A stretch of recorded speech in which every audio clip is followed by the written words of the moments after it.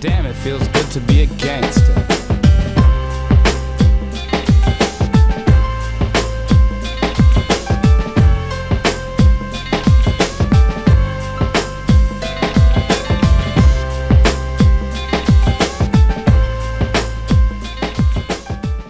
Damn, WWE, you motherfuckers better get your shit together. It's WrestleMania 30 time. You do not need your entire universe pissed off at you and hijacking your shows because of the stupid decisions you're making. And you guys have even managed to piss off good mic work, and I thought that was impossible. And imagine how good CM Punk feels. I mean, he walked out on the WWE because of his frustration, and the fans are backing him up. I made a comment to him on Twitter that I was imagining him playing the role of Peter in the movie Office Space, the way he kind of has an epiphany and decides not to show up to work, just sleeps all day, hangs up on people, doesn't give a fuck, shows up to work in flip-flops and guts a fish at his desk, while Damn It Feels Good to Be a Gangsta plays in the background. I mean, fucking hilarious. But we'll talk more about CM Punk here in just a little bit. A lot of people were asking me my opinions about the Super Bowl. What's there to say? That wasn't even a game. Probably one of the more disappointing Super Bowls I can ever remember watching. Not because Seattle won, because Denver didn't fucking show up. Will somebody explain to me how you go from having the best offensive season in the history of football to getting blown out by 35 points to a team that you're favored against? I don't fucking get it. I felt terrible for Peyton Manning, but I also felt frustrated at the same time. You know, this was his legacy. What the hell? How come those guys didn't show up? I don't understand it at all. I think Auburn,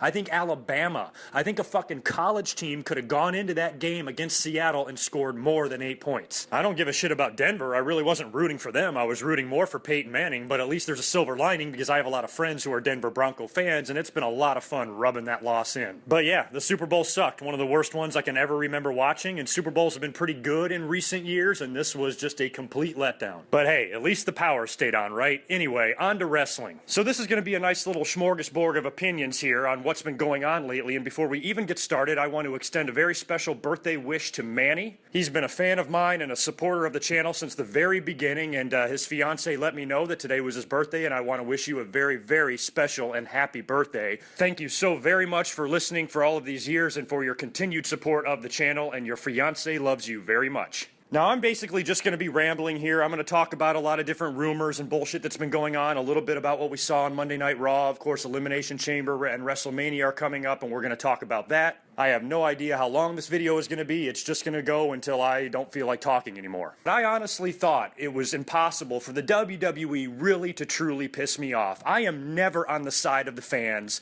that act like imbeciles, that scream they want to boycott, that hijack events with chants and disrespect wrestlers' matches and shit like that. I've always extremely hated that type of behavior because I always thought it just goes without reason. Fans would just act like assholes at the Hall of Fame, disrespecting legends' speeches, and of course we all know the way they treat John Cena. But you know what, motherfuckers? John Cena is like the least of your problems right now. I don't want to hear any complaining about this guy, okay? John Cena's spot on top is done for business reasons. He's an incredible moneymaker for the WWE, and I think the WWE has done a relatively good job of doing their best to give the fans a break from John Cena every now and then. Even though he's a 14-time world champion, he does have long breaks in between title reigns. Sometimes he's doing other things, sometimes he's injured, whatever. The WWE does share the spotlight when it comes to John Cena. It's not all just him. And look at what they're doing with him right now. John Cena just came off a 3-year program with The Rock. He main evented, 3 WrestleManias in a row. 1 with The Miz, 2 with The Rock. You know what? They're giving the fans a break. John Cena at WrestleMania 30 is probably, it looks like, going to work a middle-of-the-card match with Bray Wyatt. A good match, yes. A high-profile match, yes. And we can talk about in the future whether or not Super Cena is going to destroy this great new character, or if Super Cena is going to help this great new character get over. We will have plenty of time to debate that, but what we're going to talk about today is how badly the fans are pissed off at the WWE, and it actually has nothing to do with John Cena. And it has everything to do with what appears to be the WWE blatantly turning a blind eye and just pretending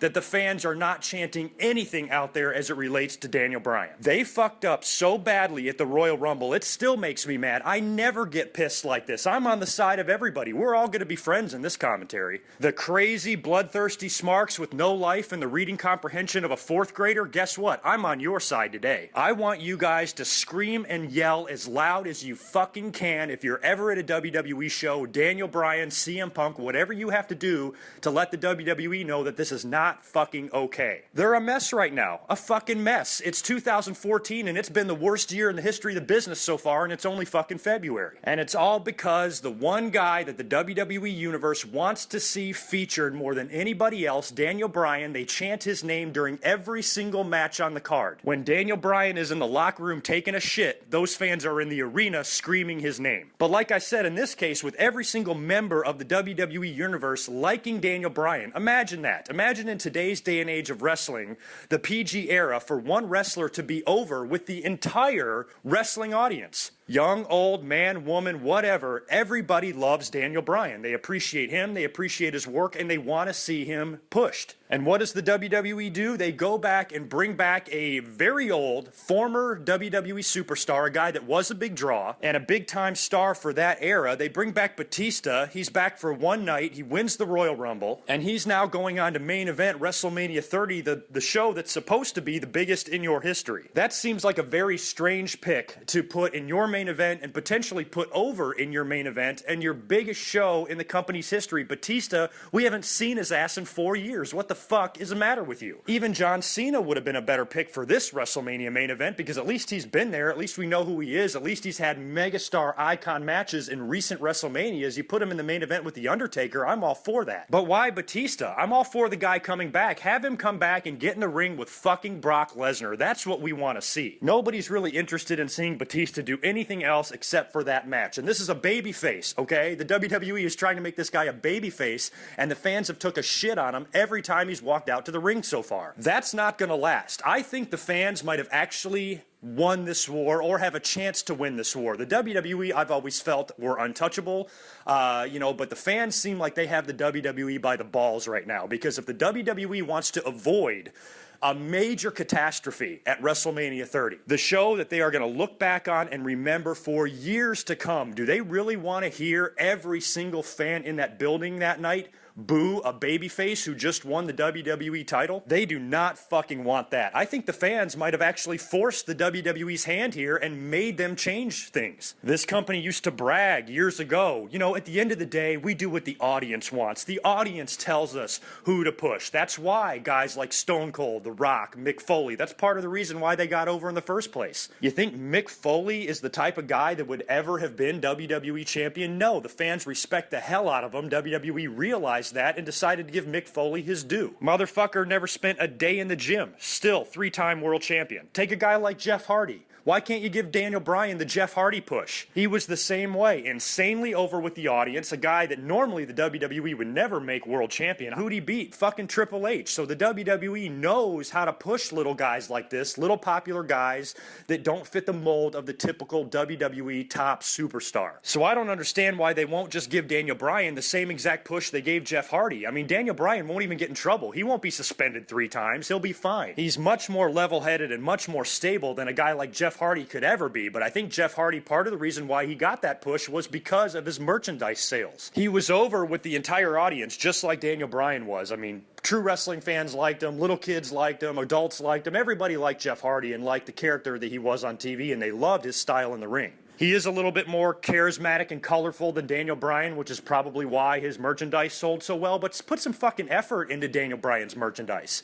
The guy is fucking over as shit. If you made a cool Daniel Bryan shirt, do you know how many of those fucking things you would sell? I just think the WWE is being incredibly foolish ignoring this Daniel Bryan shit simply because it's WrestleMania time. This is a situation where the fans are right, and I'm glad they've been doing what they've been doing. Screaming at the top of their lungs, hijacking these shows, and booing a big-time babyface that the WWE has just brought back into main event WrestleMania. They're saying, fuck that guy. You know who we like, you know who we want, what the fuck is the problem? problem here. I think there's a lot of problems here, which is one of the reasons why CM Punk fucking walked out the door. Now, just to follow up on that, there's nothing to report. CM Punk has not uttered one word. And I'm not sure if he's coming back anytime soon because the WWE is completely fucking ignoring this fact that CM Punk is gone for the company. What the fuck are they doing? Are they really trying to pretend that the entire audience is not chanting CM Punk? When Michael Cole and Jerry Lawler like to announce what's trending on Twitter, are they really just going to pretend that 3 of the top trends are CM Punk related? I mean, hello, what the fuck? You know, as far as the CM Punk situation goes, I still stand by everything that I said. Part of me is happy as hell that CM Punk said, fuck this shit, you guys are a bunch of retards, I'm fucking out of here, I'm not dealing with this anymore, it's a goddamn headache, I don't need it, fuck you, have a nice life. And then there's the other part of me that says, well, he's got 5 months left on his contract, he signed his name on a piece of paper to wrestle for 3 years, he knew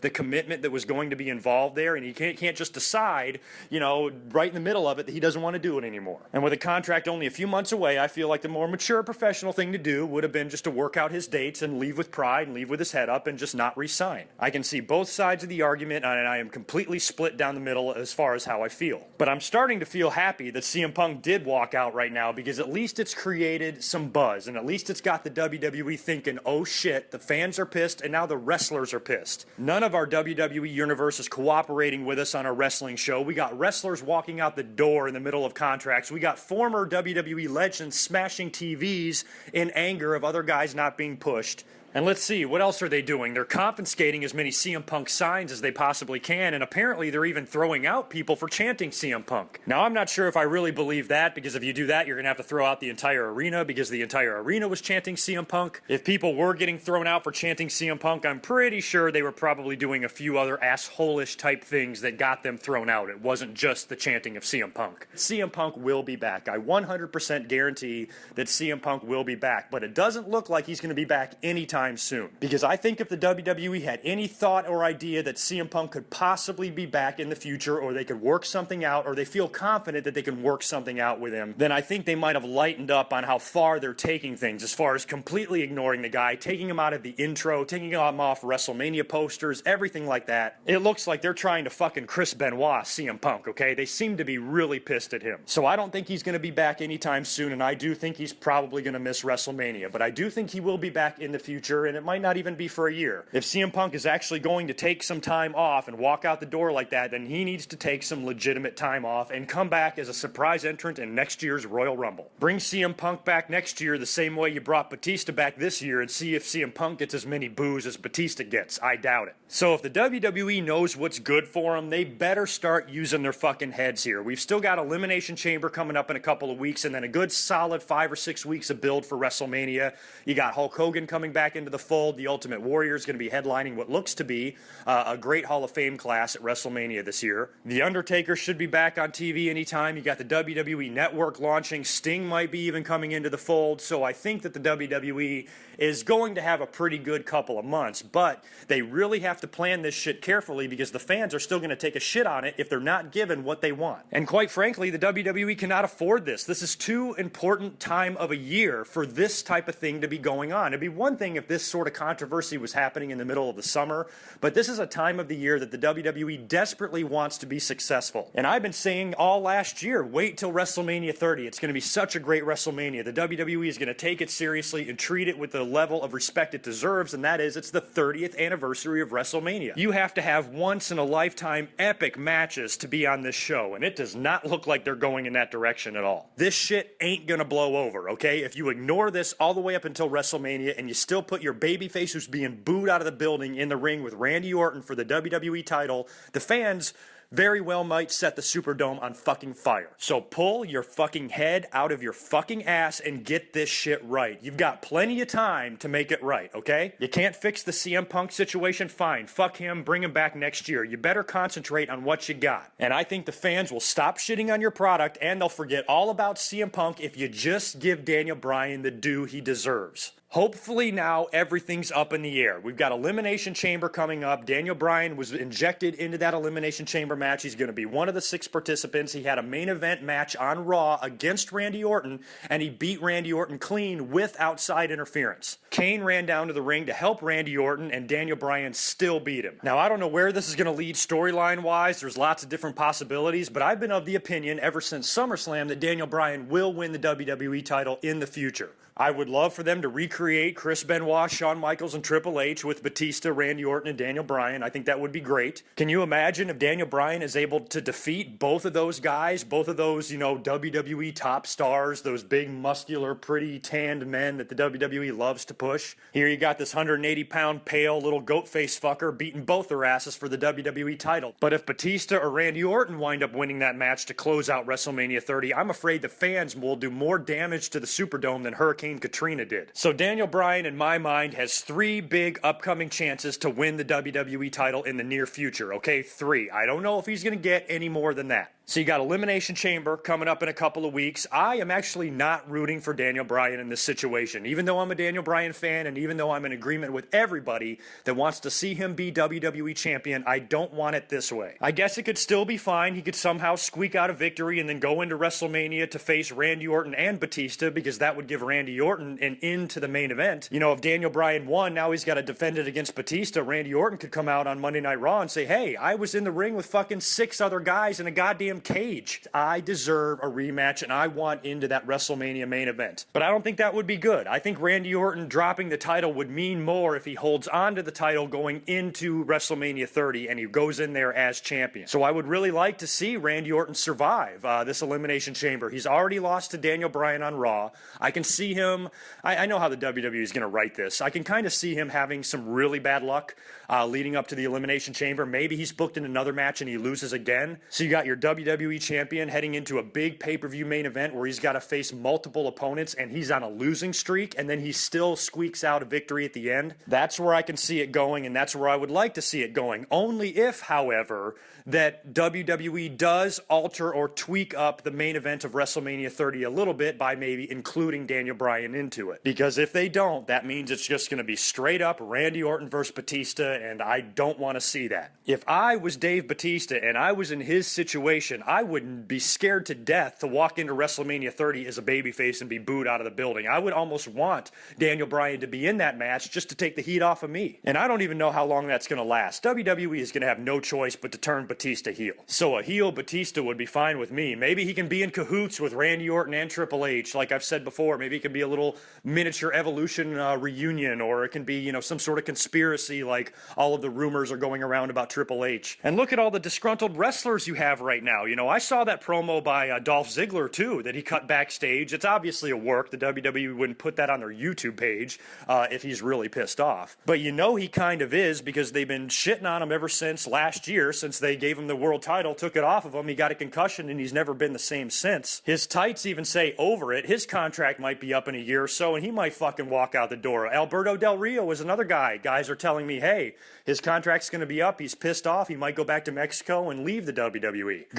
Good for him. Go to Mexico. That's probably the best thing for you. What are they doing with you in WWE? Nothing. They're jobbing you out to Batista. Fuck that. Get the hell out of there. I like that some wrestlers are finally starting to stand up and say, no, this is fucking stupid. CM Punk walked out and left. You're probably going to have a few guys not re-sign their contracts when they come up for renewal, because nobody wants to deal with the fucking bullshit that's going on right now, and they just want to leave. So this could all be great stuff to include into storylines, especially as it relates to Daniel Bryan, or if CM Punk ever comes back, or what they're doing with Dolph Ziggler now. I would love to see, some of these guys, rise up and form sort of a revolution to take on the big bad company of the WWE. But I don't think they're going to do that, because everything's such a goddamn clusterfuck. They're rewriting the shows 6-7 times. This is what WWF used to make fun of Nitro for doing, okay? The WWE for years would hear stories of what a chaotic scene it is backstage in WCW and on Nitro, and how they just don't have their shit together, and they don't have their ducks in a row, and they have no idea what's going on. Nobody's in charge. There's rewrites out the the ass, and sometimes the show would already be on the air and somebody in the middle of the card doesn't even know who they're working with yet. The WWE used to always poke fun at WCW for that sort of thing, for not having their shit together. And here it is, WWE doing the same thing. They have no clue what they're doing from one week to the next. It doesn't look like they have any concrete plans set in stone for the future. And if they did have concrete plans set in stone, it doesn't look like it's working out, and the fans are not having it. So the WWE is going to have to force some rewrites here. And like I said, they've got 3 opportunities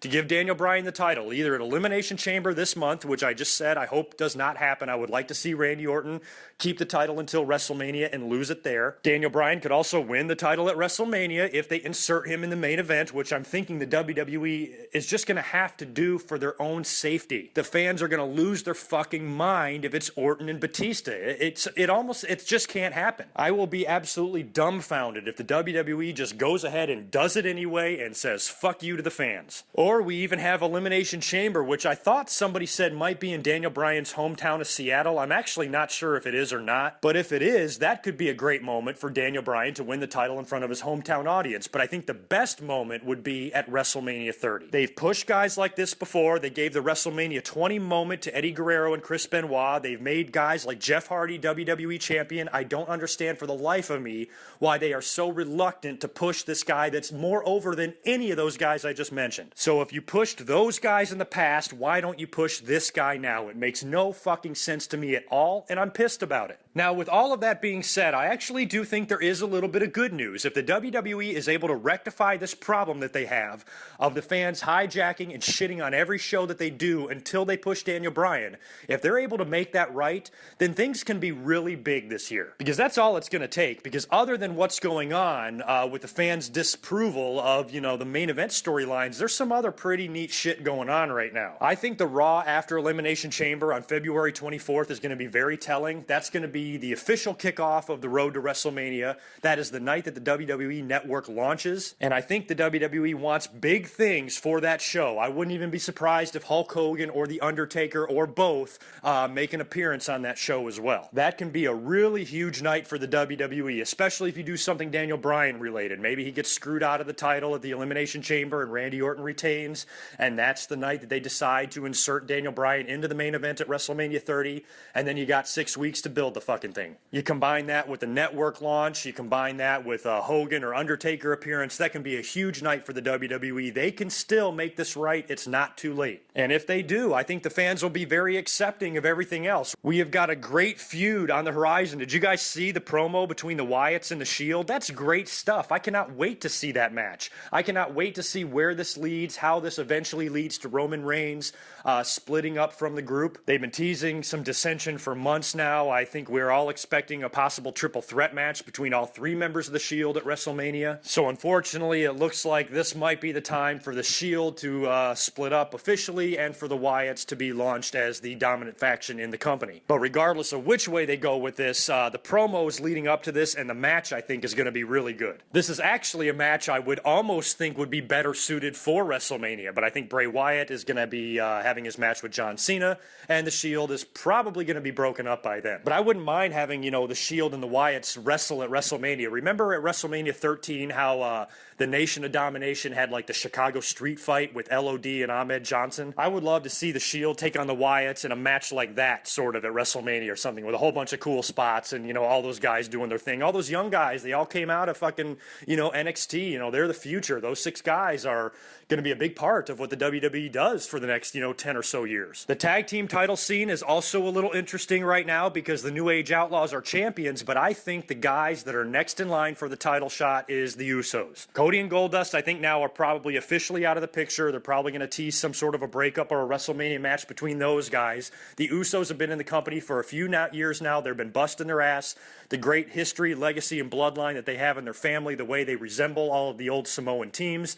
They remind me of the Islanders, the Head Shrinkers, the Samoans. There's a little bit of each team in those 2 guys, and I just love, just an old-time wrestling fan like myself, seeing those guys in the ring in 2014 reminds me of so many of their relatives that were also in the ring during the time when I watched wrestling when I was a kid. The Usos, by far, are my favorite tag team in the WWE, and I really hope they win the titles sooner rather than later. Hell, even at WrestleMania 30, when was the last time the WWE Tag Team titles changed hands on the main card of a WrestleMania. Give us some old school shit here, okay? You're supposed to have Hulk Hogan come back and host this thing just like the old days. Give us some old school matches. The Tag Team titles changed hands at WrestleMania 1. Let's have them change hands at WrestleMania 30. Come on, WWE. Use your fucking head. It's a good thing we're going to get this thing for free on the WWE Network, because if they think for 1 second I'm paying $80 to watch Randy Orton face Batista, fuck you. So if you can fix these problems, you know, you've got a chance to have a pretty successful WrestleMania. The Hall of Fame is looking good. I have heard, by the way, the Stacy Keibler rumors. I got a lot of questions about that. Do I think that she's worthy of going in the Hall of Fame? Cyndi Lauper is another one that I've heard. You know, I guess they're both worthy.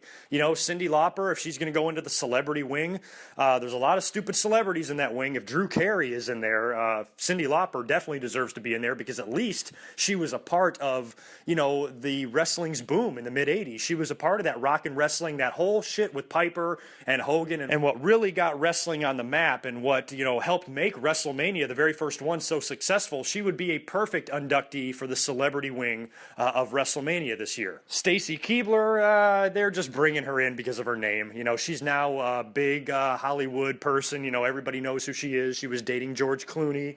She's very visible in the public eye. WWE probably wants to bring her in for that reason and that reason only. As far as her being a legendary diva that paved the way for divas of today, fuck no. Stacy Keibler barely even wrestled. She couldn't wrestle. She just looked great. She had the legs, and she was a very popular diva valet in the WWE during her run there. So for the publicity alone and what a hot woman she is, yeah, bring Stacy back, put her in the Hall of Fame, who cares? I don't necessarily have any problem with it, and I wouldn't mind seeing her back. I've always liked Stacy. But I've been pretty much rambling long enough. I'm going to shut up now. Those are just some of my basic opinions on everything that's going on in wrestling right now. This is a very, very unique situation. I don't think we've seen anything like this in the past before, where the fans are so mad. Like I said, it's one thing to be mad at one guy, you know, the way the fans shit on John Cena and all of that, but none of that is really, you know, ruining the show. They're not chanting John Cena sucks during matches that John Cena is not out there for. I think they are more pissed off right now because of what you're doing than they would ever be when John Cena wins a match. WWE is instructing guys in their promos, hey, if you go out there and the fans start chanting CM Punk, or the fans start chanting Daniel Bryan,